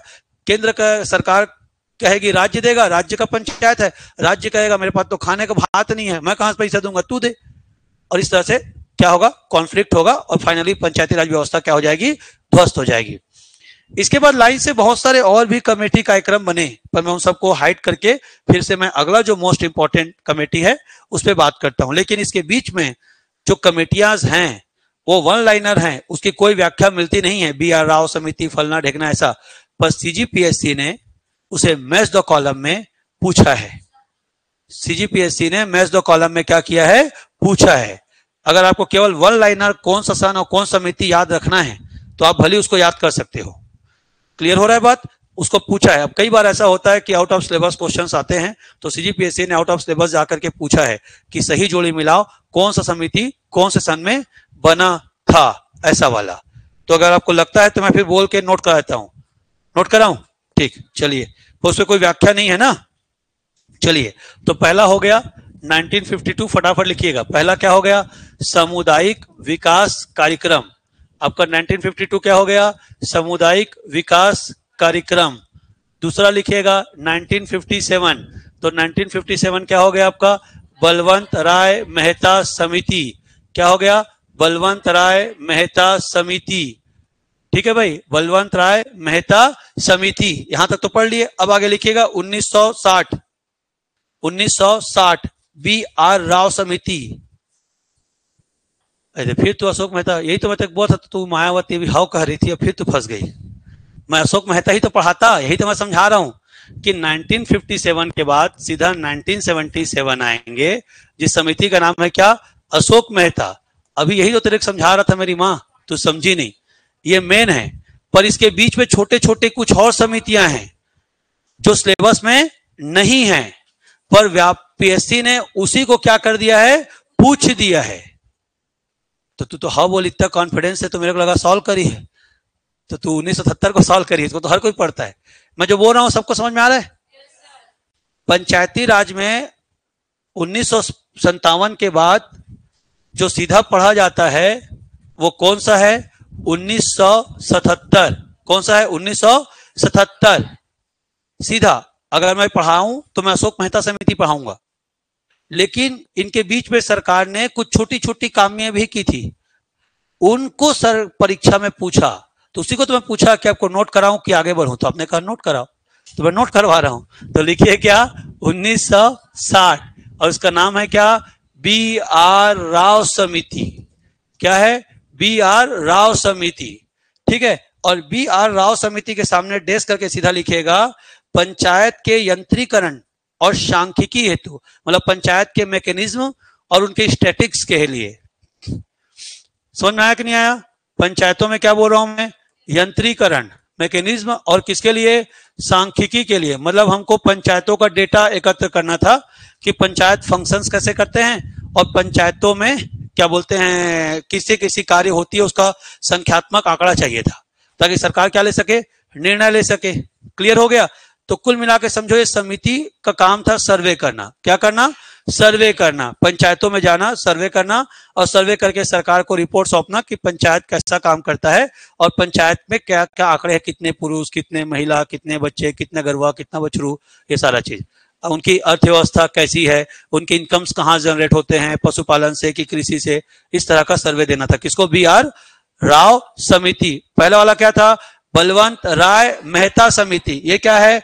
बी ए आर राव समिति। मैं फिर से बोल रहा हूं ना, ये जो मैं कलर्स में घेर रहा हूं, ये इंपॉर्टेंट टॉपिक है, इसे दुनिया का हर व्यक्ति पढ़ता है, हर व्यक्ति पढ़ाता है, और यही हमारे सिलेबस में है। लेकिन सीजीपीएससी ने सिर्फ और सिर्फ एक बार सिलेबस को छोड़कर हमसे कुछ क्वेश्चंस किए थे, ठीक है, जिसपे वो मैच द कॉलम को पूछा था। तो ये यहां पर जो मैं लिखवा रहा हूं, ये आपका एक्स्ट्रा फैक्ट है, आउट ऑफ सिलेबस फैक्ट है। लेकिन चूंकि एक बार सीजीपीएससी ने पूछा है, इसलिए मैं यहां पर इसको नोट करवा रहा हूं, इसलिए मैं पहले पूछा आपसे। ठीक है, तो बाकी लोग कंफ्यूज मत होना, नहीं याद होगा तो हड़बड़ाना मत। आज तक सिर्फ कितनी बार पूछा है बोल रहा हूं? एक बार, और कठिन पूछा है जो कोई बना नहीं पाएगा। ठीक है, अशोक मेहता समिति, बलवंत राय मेहता समिति, हनुमंत राव समिति, दातेवाला समिति, सरकारिया समिति, एल.एम. सिंघवी समिति, सबको याद रहता है। थुंगन समिति, सबको याद रहता है। पर यहां पर जिन समिति को लिखवाऊंगा वो किसी को याद नहीं रहता, और ना उसको लोग क्या करते हैं? पढ़ते हैं। पर एक बार मैं जितनी समिति का नाम लिया, उन सबको छोड़कर वो इन समितियों को पूछा, तो सब दांत को नहीं फोड़ दिए परीक्षा में। लेकिन अब आ गया है तो अब हम सबको लगता है कि भाई ठीक है, एक बार पढ़ लेना चाहिए। क्लियर हो रहा है? तो बी आर राव समिति, तो जितना याद होगा याद करिएगा, नहीं याद होगा छोड़ दीजिएगा, क्योंकि इंपॉर्टेंट्स को तो मैं बाकायदा डिटेल करके आपको पढ़ाऊंगा। तो पहला क्या हो गया? 1960 में बी आर राव समिति, और बी आर राव समिति ने किसके लिए सपोर्ट सिफारिश की? यंत्रीकरण और सांख्यिकी। अगला लिखो एस बी मिश्रा समिति, एस बी, अच्छा 1961, 1961 में लिखिएगा क्या? S B Mishra, S B Mishra. आप लक्ष्मीकांत की बुक पढ़ेंगे, संविधान के लिए एक बुक आती है क्या? लक्ष्मीकांत। तो लक्ष्मीकांत की बुक में, ठीक है भाई, स्पष्ट तौर पर लिखा हुआ है। लक्ष्मीकांत की बुक में क्या लिखा हुआ है? स्पष्ट तौर पर एक चार्ट बना हुआ है, वहीं पर ये सारी वहीं से उठा करके वो पूछा था। तो संविधान के लिए सबसे मेन बुक होती है क्या? लक्ष्मीकांत, वहीं पर था। तो एस बी मिश्रा समिति, डेस्क करके लिखेगा, उस पर डेस्क करके लिखना सहकारी समिति पर चर्चा, सहकारी समिति पर चर्चा। 2021 से पूछा है ना, उसके पहले कभी नहीं पूछा है, ना पहले पूछा है ना बाद में पूछा है। सीजीपीएससी ने कब पूछा है? 2021 में। अब व्यापम तो कभी पूछ भी नहीं करेगा। व्यापम इतना, खैर अब तो हर्षवर्धन से लग रहा है वो भी अपना रूप क्या कर रहा है, बदल रहा है धीरे धीरे। और अब तो मुझे लगता है जो पीएससी की कोचिंग करेगा वही व्यापम पास करेगा। जो अलग से व्यापम करने नहीं आते हैं वो लोग तो सब बुझा जाएंगे। जैसा व्यापम हर्षवर्धन में क्वेश्चन पूछ रहा है कूट वाला, तो कूट वाला प्रश्न का पैटर्न किसका है? पीएससी का है, आईएएस का है। और व्यापम एसएससी रेलवे का पैटर्न कैसा है? वन लाइनर है। पर व्यापम को क्या है ना यार, डायरेक्ट नौकरी देना होता है, डायरेक्ट नौकरी देना होता है। और पीएससी को तो 3 बार चक्की में उसको छानना होता है। देखिए 1961 में क्या हो गया आपका? एसबी मिश्रा। एसबी मिश्रा ने कहा कोऑपरेटिव सोसाइटीज, इसरो ने कहा सहकारी समितियां बनानी है। क्या कहा? सहकारी समितियां। सहकारी समितियां मतलब समझ में आ रहा है? सहकारी और सरकारी दोनों अलग अलग है। सहकारी को बोलते हैं कोऑपरेटिव। क्या बोलते हैं? कोऑपरेटिव। और सरकारी को बोलते हैं क्या? गवर्नमेंट। क्या बोलते हैं? गवर्नमेंट। सहकारी का मतलब होता है मिलजुल कर काम करना। क्या होता है? मिलजुल कर। तो कौन मिलेगा, कौन जिलेगा? गर्लफ्रेंड और बॉयफ्रेंड खूटा घाट में? तो कहां मिलेंगे? सरकार और जनता। कौन कौन? सरकार और जनता। तो जब सरकार और जनता दोनों मिलकर काम करते हैं तो उसे कहते हैं क्या? सहकारी। क्या कहते हैं? सहकारी। भूलना मत, बहुत सारे बच्चे ह की जगह सर गलत लिखे हैं, सरकारी होगा कहते हैं, और ह को काट के क्या लिख देते हैं? र लिख देते हैं। इंग्लिश पे एकदम क्लियर है, कोऑपरेटिव एंड गवर्नमेंट। तो अपन गवर्नमेंट की बात नहीं कर रहे हैं, अपन किसकी बात कर रहे हैं? कोऑपरेटिव की। कोऑपरेटिव का मतलब है मिलजुल कर काम करना, कोऑपरेट करना। कौन कोऑपरेट करेगा? सरकार और जनता। जैसे कि हमारे गन्ना मिल, सॉरी हमारे शुगर मिल्स किस पे चलते हैं? आपके कोऑपरेटिव में चलते हैं। उन्होंने क्या किया? कंपनी खोलने के लिए सरकार ने फंडिंग्स की, पर कंपनी किसानों के द्वारा ही खोला गया है। किसानों ने पहले अपने आप को एकजुट करके झुंड बनाया, झुंड बना करके अपने आप को रजिस्टर्ड कराया, रजिस्टर्ड करके उन्होंने समिति बनाई, उस समिति में कुछ योगदान सरकार ने दिया, और सरकार और गन्ना उत्पादक किसानों ने मिलकर क्या खोल दिया? शक्कर कारखाना खोल दिया। उन गन्ना उत्पादक लोग अपने गन्ना कहीं और नहीं बेचते, कहां बेचते हैं? कारखाना में ही बेचते हैं। तो उनको डबल फायदा, गन्ना उत्पादन करके बेचे उसका अलग पैसा, और कंपनी को प्रॉफिट हुआ उसका अलग पैसा। क्लियर हो रहा है? क्यों हेमंत राजपूत? सही बात है ना? यही है सहकारी। अब पूरे राजपूत लोग उस पर एक्टिव हैं कि नहीं? अरे इसीलिए उससे पूछा हूं मैं, लोरमी के राजपूत सब उस पर क्या है? एक्टिव है। यही कहलाता है सहकारी। तो सरकार को लगा कि पंचायत को जनता और सरकार के सपोर्ट से मिलकर चलाना चाहिए, ताकि दोनों का पैसा लगा रहेगा तो सरकार पर बोझ भी नहीं आएगा और पंचायत के काम भी हो जाएंगे। तो इस पर सिफारिश देने का काम किसका था? एसबी मिश्रा का। कब बना था? 1961। अगला लिखिए, अगला सन लिखिएगा 1961। फिर ईश्वरन कमेटी, ईश्वरन कमेटी, ईश्वरन, फिर से सन सेम रहेगा 1961। और क्या बोलोगे? ईश्वरन समिति। क्या बोलोगे रे भाई? ईश्वरन समिति। ईश्वरन समिति में लिखो पंचायती राज के प्रशासन का अध्ययन, स्टडी ऑफ एडमिनिस्ट्रेशन ऑफ पंचायती राज।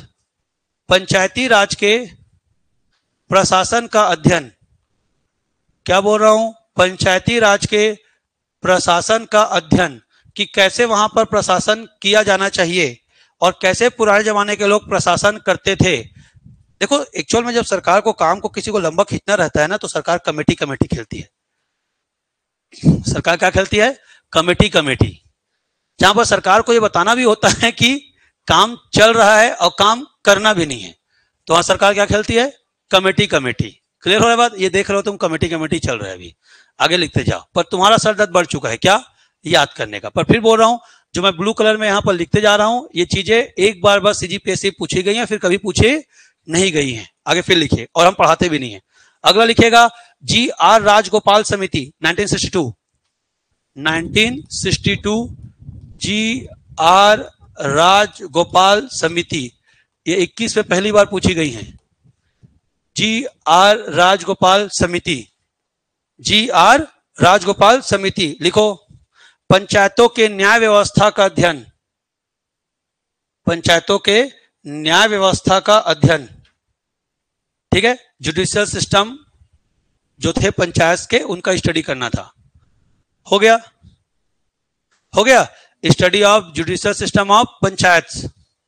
तो पंचायतों के न्याय व्यवस्था का अध्ययन, कि पंचायतों में न्याय व्यवस्था कैसे प्रदान की जाती है, इसका क्या करना था, अध्ययन करना था।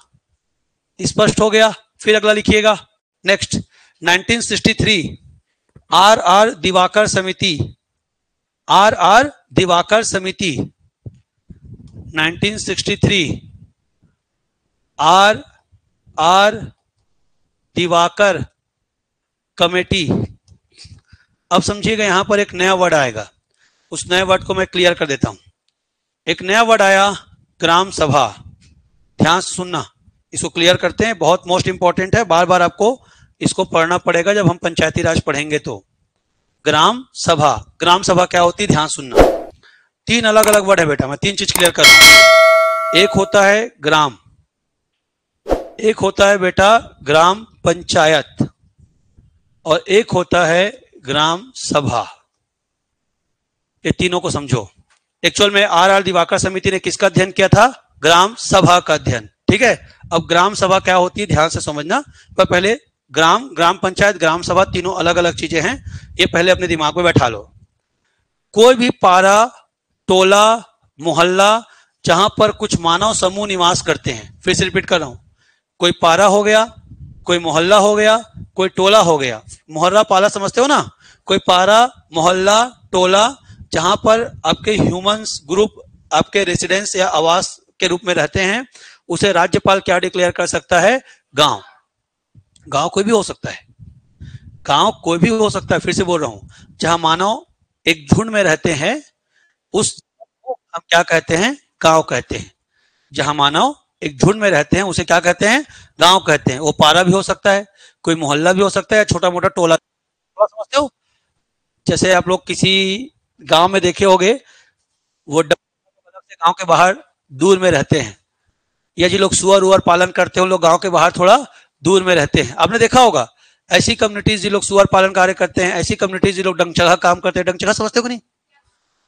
आप लोग छत्तीसगढ़ी में डंगचगह लोग को जनरली वो कहते हो सबरिया, नट सबरिया जानते हो नहीं जानते हो, सबरिया जी लोग सांप पकड़ने काम करते हैं। अरे फिर वही धत छत्तीसगढ़ में रहते हो फालतू। सबरिया भाई हिंदी में नट, छत्तीसगढ़ी में डंगचगहा। इनका काम होता है कर्तव्य दिखाकर अपना जीवन यापन करना। इन लोग गांव के बाहर रहते हैं, गांव के अंदर नहीं रहते। इन लोग को टोला कहते हैं, क्या कहते हैं, टोला, समझिएगा बात। तो कोई मोहल्ला हो गया, कोई टोला हो गया, कोई पारा हो गया, जहां मानव रहते हैं उसे क्या बोलते हैं, गांव। पर गांव का डिक्लेयर करने का पावर किसके पास है बोलेगा तो राज्यपाल के पास। लेकिन उस गांव को ध्यान से सुनना, जब उस गांव को एडमिनिस्ट्रेटिव पावर दे दिया जाए, जब उस गांव को एडमिनिस्ट्रेटिव पावर दे दिया जाए तो क्या बन जाता है, ग्राम पंचायत। फिर से रिपीट कर रहा हूं, कोई पारा, टोला, मोहल्ला गांव है, और जब उस गांव को एडमिनिस्ट्रेटिव पावर या प्रशासनिक पावर दे दिया जाए तो फिर वो क्या बन जाता है, ग्राम पंचायत। तो ग्राम पंचायत होगा तो फिर वहां पर आपका प्रशासनिक पावर होगा, वो कानून बना सकेंगे, कानून को लागू कर सकेंगे। गांव का व्यक्ति नहीं बना सकता, लेकिन पंचायत कानून बना सकता है और उसे लागू भी कर सकता है। एक पंचायत के भीतर में, एक पंचायत के भीतर में एक से अधिक गांव हो सकते हैं। एक पंचायत के भीतर में एक से अधिक गांव हो सकते हैं, कि पता चला कि गांव ए है, गांव बी है, गांव सी है, और तीनों मिलकर एक पंचायत बनाते हैं, और पंचायत का नाम ए पर है, हम कहेंगे ए पंचायत। पर ए पंचायत के भीतर में दो और गांव रहेंगे, बी गांव और सी गांव। सबसे बड़ा गांव रहेगा वो कौन रहेगा, ए गांव। कितने लोग का गांव ऐसा है जहां पर एक से अधिक गांव है, इतने सारे ना हाथ खड़े हो गए, लो बताओ। मतलब मौलिक बातें तुमको समझ में आ रही है। तो एक मुख्य गांव होता है और एक गांव पर आश्रित गांव होता है। तो पंचायत बनने के लिए एक निश्चित जनसंख्या चाहिए होती है, उस निश्चित जनसंख्या है न्यूनतम कितना, 1000। पंचायत बनने के लिए कितना होता है, 1000। लेकिन मान लो 300 लोग एक झुंड में एक जगह पर रहते हैं, 300 लोग एक जगह पर एक झुंड में रहते हैं, बसते हैं, तो उसे तुम गांव बना सकते हो, पर पंचायत नहीं बना सकते। पर पास पास में 3 ठो ऐसा झुंड है और तीनों में 300, 400, 300 लोग हैं, तो कितना हो गया मोटा मोटी 1000। तो तीनों को मिलाकर तुम क्या बना दोगे, फलना पंचायत। क्लियर हुआ। तो पारा मोहल्ला जहां पर मानव समूह रहता है वो क्या है, गांव, और गांव को जब प्रशासनिक पावर दे दिया जाए तो क्या कहलाता है, ग्राम पंचायत। स्पष्ट है। पंचायत बनाने के लिए न्यूनतम जनसंख्या कितनी चाहिए? 1000। अब वो 1000 की जनसंख्या चाहे एक गांव में अकेले आ जाए, चाहे 2 गांव मिला के बने, चाहे 3 गांव मिला के बने, चाहे 4 गांव मिला के बने, जब तक वो आपका 1000 के आसपास का आंकड़ा नहीं आएगा आप उसको प्रशासनिक पावर नहीं देंगे। प्रशासनिक पावर देंगे तो पंचायत कहलाएगा। ठीक। अच्छा 1000 मतलब 1000 मत सोचना, कभी कभी कुछ गांव में 900, 600, 700 भी होते हैं तो भी उसे पंचायत का पावर दे दिया जाता है, पर मोटा मोटी 1000 मान के चलते हैं। पक्का? पक्का? ठीक, आगे बढ़े। अब आता है क्या? ग्राम सभा। ध्यान सुनना, दाक्षी तेरे समझ में आ रहा है कि नहीं? ठीक। और एक तुम लड़की, तुमको क्या नाम है? अरे हाँ कल आई थी बेटा, क्या नाम? किरण। समझ में आ रहा है? और कौन एक लड़का आया था कि कल कोई? आज नहीं है, एब्सेंट है। तुम लोग को संदीप समझ में आ रहा है? पीछे मेघा? पक्का? सर तय बोल, मैं पीछे ले बालकनी मजले तो कह रहे हो। चलो सुनो ध्यान से। ग्राम पंचायत अब ग्राम सभा में डिफरेंस करते हैं। जब पंचायत वर्ड यूज करेगा तो पंच, सरपंच और उप सरपंच। क्या क्या बोला? पंच, सरपंच, उप सरपंच और सचिव। और कौन? सचिव। ये 4 लोग को मिलकर बनता है ग्राम पंचायत। फिर से बोल रहा हूं, क्या क्या? पंच, सरपंच, उप सरपंच और सचिव। ये सिर्फ 4 लोग को मिलाकर बनता है क्या? ग्राम पंचायत। अब कितने पंच होंगे वो गांव का जनसंख्या डिसाइड करेगा। अगर 1000 जनसंख्या है तो गांव में 10 पंच होंगे। कितने पंच होंगे? 10 वार्ड होंगे गांव में। अगर 1000 की जनसंख्या है कितना वार्ड होगा? 10। तो पंच कितने होंगे? 10। तो मैं 1000 की जनसंख्या को मानकर समझाता हूं तो 10 पंच, 10 लोग पंच को मिलकर एक आदमी को क्या चुनेंगे? उप सरपंच। तो उस कंडीशन में अब 10 में एक जन तो उप सरपंच बन गया। तो पंच की कितनी संख्या हो गई? 9। एक क्या हो गया? उप सरपंच। एक क्या हो गया? सरपंच। और एक क्या हो गया? सचिव। तो 9 3 12 लोग का समूह कहलाएगा ग्राम पंचायत। अरे क्लियर है? अब सुनो, पर ग्राम सभा ग्राम पंचायत अर्थात इस 12 लोगों पर कंट्रोल करने वाली एजेंसी है। पंचायत के पदाधिकारी, फिर वर्ड कर रहा हूं क्या? पंचायत के पदाधिकारी किसको बोलते हैं? पंच, सरपंच, उप सरपंच, सचिव। इन पर कंट्रोल करने वाली जो संस्था है उसका नाम है ग्राम सभा। ग्राम सभा में गांव के नागरिक होंगे। ग्राम सभा में गांव के नागरिक होंगे, पर ग्राम सभा में गांव के वही नागरिक होंगे जिनका उम्र 18 वर्ष से अधिक है और मतदाता सूची में नाम जुड़ा हुआ है। किसमें जुड़ा हुआ है नाम? मतदाता सूची में। तो मान लो गांव में 1000 लोग रहते हैं, पर पता चला कि 750 लोग 18 प्लस हैं। कितने लोग 18 प्लस हैं? 750। पर 750 में मात्र 650 लोग का मतदाता सूची में नाम है, 100 लोग का नाम नहीं जुड़ पाया है। 18 प्लस तो हैं पर नाम नहीं जुड़ा है। तो ग्राम सभा का मतलब 650। दिमाग काम कर रहा है? पक्का? गांव की जनसंख्या कितनी है? 1000। 1000 में 18 साल से अधिक वाले कितने हैं? 750। पर 750 में मतदाता सूची में नाम किसका जुड़ा है? तो ग्राम सभा का मतलब क्या हुआ? 650। तो 650 लोग ग्राम सभा के सदस्य हैं। अब गांव का काम कितने लोग को करना है? 12 लोग को, जिसको इन 650 लोगों ने चुनकर पंच सरपंच बनाया है। इन लोग कोई भी काम बिना इन 650 के अनुमति के नहीं कर सकते। जो भी करे, चाहे पचरी बनाना हो, ऊपर पचरी, तरी पचरी, बीच में मोंगरी मछली।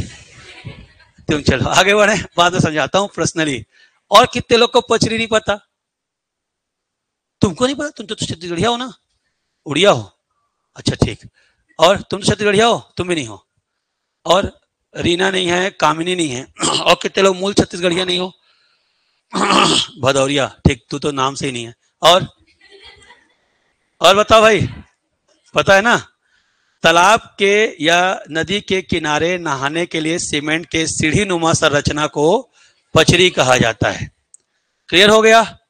और जो मैंने अभी कहावत बोला, पहली ऊपर पचरी तरी पचरी, ऊपर का दांत नीचे का दांत, ऊपर पचरी तरी पचरी, बीच में जीभ। छत्तीसगढ़ी में आ सकता है कभी? आजकल छत्तीसगढ़ी में स्पेशली जनौला मुहावरों को पूछा जाता है। तो ऊपर पचरी तरी पचरी, बीच में मोंगरी मतलब दांत और जीवा। क्लियर हो गया? और भी आ सकता है, आए लुलू जाए लुलू, पानी ला डराए लुलू। क्या है? व्यापम बीच में बहुत पूछ रहा था जनौला, अभी अभी वो थोड़ा शांत हो गया है। जनौला क्या है नहीं पूछ रहा, और इतना खतरनाक जनौला पूछा था कि मेरे ऊपर से जा रहा था। मेरे अपने आप को मैं हार्डकोर छत्तीसगढ़िया मानता हूं, मेरे सर के ऊपर से जा रहा था जनौला। 5-6 राउंड पढ़ने के बाद ध्यान से अर्थ निकालने पर मैं खुद उसका अर्थ समझ रहा था। ऐसा बहुत सारा है, नान कन टूरी फुदक फुदक के पार बांधे, सुई धागा, सब सुने होंगे इन लोग। एक तो टेचेक पेचेक ससुर दामाद वाला एक तो था, भूल गया मैं, चूल्हा और लकड़ी है, एड़ेंग बेड़ेंग ससुर दामाद, ऐसा कुछ भूल रहा हूं मैं, याद नहीं आ रहा है। एक से एक जनौला और हाना है। जनौला समझते हो? हिंदी में कहते हैं पहेली पजल, शब्दों के माध्यम से किसी एक शब्द को खोजवाना। क्लियर हो गया? बहुत एक थाली में नहीं, क्या है, एक थाली में 2 अंडा, एक गरम एक ठंडा। एक थाली में 2 अंडा, एक गरम एक ठंडा। बोल जाए, सूर्य और थाली हो गया आकाश, एक अंडा सूर्य, एक अंडा चंद्रमा, एक गरम एक ठंडा। बेटा पीएससी की तैयारी करो, जीवन का सार है यहाँ। यहाँ कोई व्यक्ति एक सब्जेक्ट को जानकर कुछ नहीं झंडा गाड़ सकता। जितना हिंदी जानना, उतना अंग्रेजी, उतना गणित, उतना विज्ञान, उतना अर्थशास्त्र, उतना भूगोल, सब कुछ जानना है यहाँ। समझ में आया? नहीं जाने तो दांत निपोरो। अब फिर बोलो दांत निपोरने का मतलब। चलो ठीक है, आगे बढ़े भाई, बढ़े आगे। चलो तो ग्राम सभा सबको समझ में आ गया। तो 650 लोग क्या कहलाएंगे? ग्राम सभा। इन पंचायतों पर नियंत्रण करने की शक्ति किसको होगी? ग्राम सभा के सदस्यों को होगी। तो ग्राम सभा का अध्ययन करने के लिए कौन सा समिति बनाया गया था? आर दिवाकर समिति। तो लिख लीजिए, ग्राम सभा के अध्ययन हेतु बहुत सारे हैं यार, ऐसे अशोक मेहता के पहले।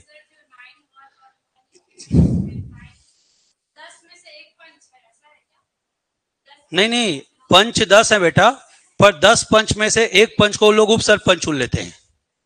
उप सरपंच का चुनाव अप्रत्यक्ष होता है, तो पंच लोग अपने बीच से उप सरपंच चुनते हैं, उसको गांव के जनता लोग नहीं चुनते। गांव के लिए सिर्फ 2 लोग को चुनते हैं, पंच और सरपंच। फिर पंच लोग पहले मीटिंग में, अब वो लंबा चौड़ा बढ़ते जाएंगे, पहला मीटिंग मतलब जिस दिन पहला बैठक होता है ग्राम पंचायत का, उस दिन पंच लोग मिलकर अपने से एक पंच को क्या चुनते हैं?